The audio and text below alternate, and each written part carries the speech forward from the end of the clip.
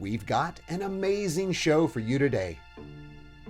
If you're not talking about hats, It's the are you really shirt, even but you're talking Disneybounding at about, all? I don't know. I It's mean, the Visit hat. Wonder shirt. I was Here, able to man, get it's three all about the episodes. silence Out. detractors. It's- We won't be boring because today is about pushing past your comfort zone and expanding your color palette to a Disney appropriate attire that just may make its way into your daily wardrobe. Welcome to Travel Dress Code. Let's look the part.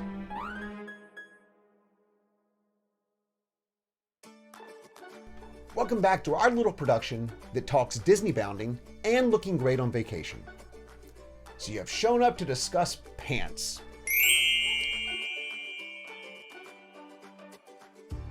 For the most part, the pants and shorts involve knowing your size and then buying them. Yes, there are different cuts, pleats, straight leg, wide leg, cuffs, no cuffs, all that, but we're not really going to deep dive into all of that. Instead, we're going to stay a little more focused to our purpose on this channel. And we're going to discuss how to leverage novel and bold pant colors out there to develop a great Disney-inspired outfit and to help evolve your wardrobe into a novel and bold direction. And as always, we will leave you with a great Disney-inspired outfit and talk you through the process of building it along the way.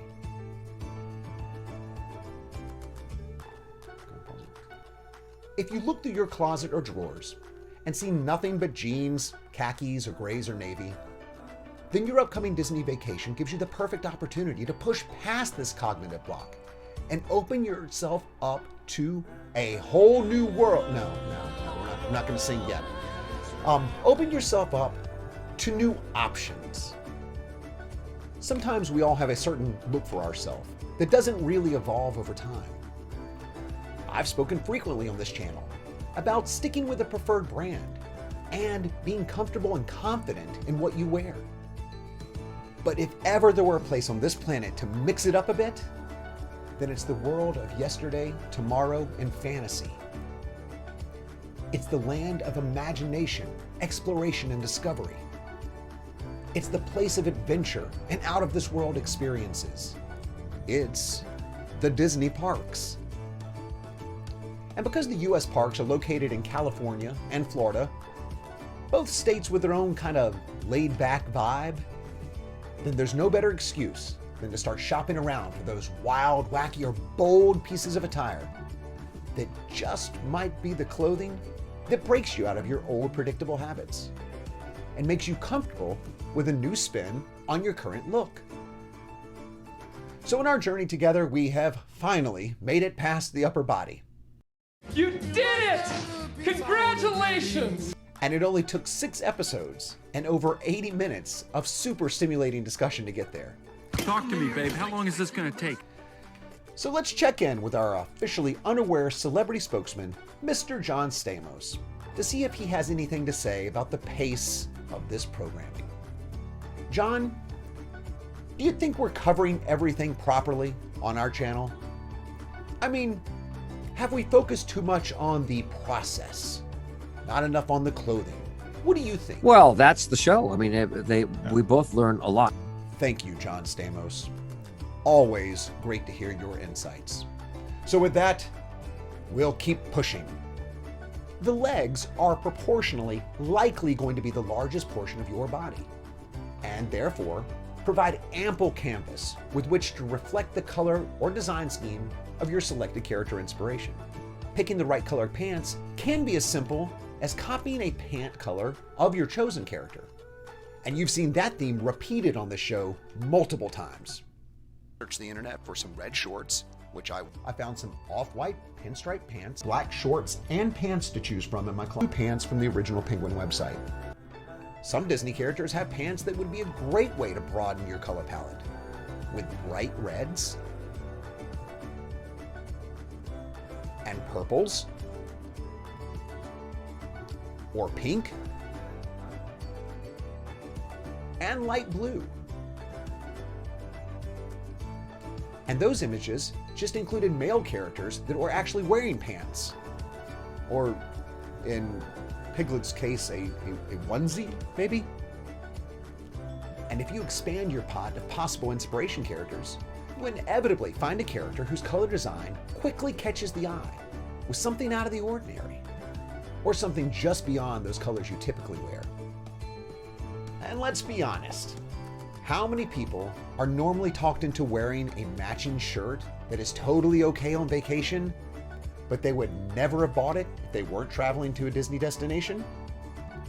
Let's take that same energy, push it into the lower extremities, and break you of that aversion to the bold and unconventional colors.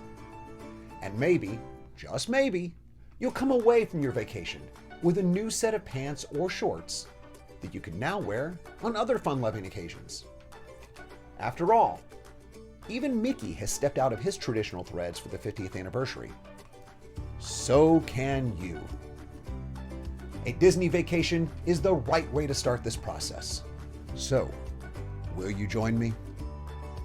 So today, knowing that we're looking for something that takes us out of the ordinary, we wanted to select a Disneybounding inspiration from a world unlike our own. And since Disney was basically founded on fantasy, that's not super hard to do. With this specific project, I liked the idea of turning to Fantasia for inspiration because of its parallels with what we're trying to accomplish. Fantasia was Walt Disney's project where he tried to push the boundaries of what animation could be and what animation could do, how it can make us feel, how it could influence other mediums. And while it may not have resonated with audiences at the time, it's now considered one of the most influential pieces of animation in history.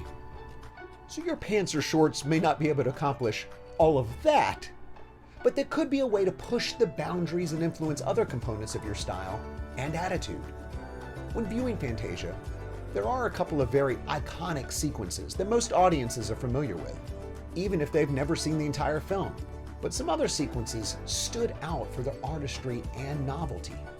So today, we are selecting the centaur scene from Fantasia for our Disneybounding inspiration. The centaur with the most unconventional, or least naturally occurring coloring, was the centaur with the light blue upper body and the light purple legs. He wore a golden hairband in his black hair and had a black tail and black hooves. His attempted courtship of the female centaur is central to the sequence and an incredibly tender moment in the film. As we assemble the outfit, we're going to look for what may be the most difficult component to find first. That is, the purple pants. And the purple pants were totally difficult to locate, especially at a price point that I was comfortable with. And when I say difficult, I mean I searched for purple, periwinkle, lilac, violet, iris, like every color and version of purple that one could imagine, just to match that specific color of purple from the centaur. If this was something I knew I would wear many, many more times, I could probably have stomached a much higher price. But since I already knew these pants were just outside my comfort zone, and that I would need to warm up to the idea of wearing them, I wanted to keep the price reasonable. Apparently, this color is so 2000 and late, because I could only find something initially on the aftermarket, which is probably where you'll have luck as well, if you're looking for a more unconventional color. There is one important tip when dealing with the aftermarket items. Pay attention to the posting date, and if the particular seller is active on the forum. A great way to tell is to ask a simple question to the seller to see if they respond quickly. Our go-to question is this item from a smoke-free environment? If they answer quickly, then we know the seller is active on the forum and we're likely to get our clothing item in a reasonable time. If they don't answer quickly or don't answer at all, well then it's time to move on from that seller and start shopping around elsewhere. Ultimately, I had to find these pants at a formal wear store in a mall because that was literally the only place that had that color. Once I found an acceptable pair in my size, I committed to the purchase and never looked back. Finding a light blue shirt was significantly easier, and I already had a few light blue shirts that I could turn to if I needed to, so I had that covered. But in this particular instance, I spotted a $1 blue shirt at a local thrift shop, and I grabbed it up immediately. This low cost of the shirt helped offset the slightly higher cost of the pants and left the outfit in its entirety at a reasonable cost. I selected a black lanyard, black belt with gold buckle, and black sneakers to represent the hair, tail, and hoof components of the inspiration character. There wasn't an excellent way for me to represent the golden hairband, so I decided to wear my black trilby-style hat that we featured in our very first episode, and attached a golden Disney trading pen for that small design component. And how did it look when everything was combined? Well, you tell me. Here it is. The blue and soft purple color scheme matched the character in the film.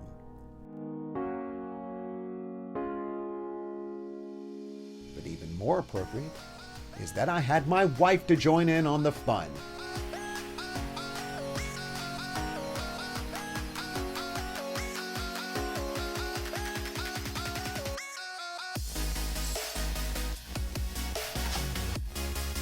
Yes, with her it helped to complete the look, since this character is basically defined by his desire to be with a partner. We were able to hang out in the land of the centaurs with some familiar friends over at the Fantasia Gardens miniature golf course located at the Walt Disney World Swan and Dolphin. The absolute best location to take your Fantasia Disneybounding outfits.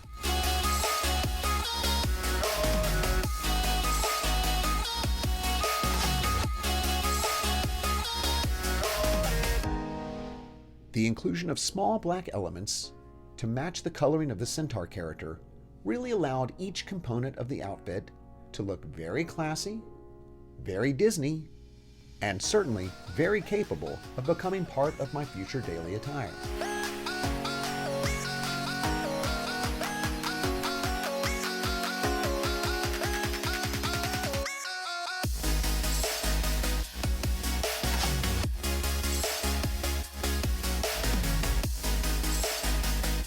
Thank you for joining us on this episode of Travel Dress Code. I hope you had an incredible time, and I hope this episode has inspired you to keep pushing your wardrobe limitations so that you're comfortable with a whole new world of possibilities and ready to go bold on your next vacation. Make sure you subscribe so that you can continue this journey into exploring new outfit inspirations, and share it with someone who needs to come on that journey too. If you're starting to pull your outfits together for an upcoming Disney vacation, contact our sponsor at Dapper Travels, a veteran-owned travel agency who specializes in Disney vacations, and they know how to travel in style. And finally, if you know where this image was taken at the resort, let us know in the comments section and get your 15 seconds of fame on the next episode of Travel Dress Code. And congratulations to our longtime viewer, Heather Hoyle, for correctly answering where this image appears at the resort. It is the Maui statue at the Great Ceremonial House at Disney's Polynesian Village Resort. Join us next time as we continue to make you the beautiful people in the brochure.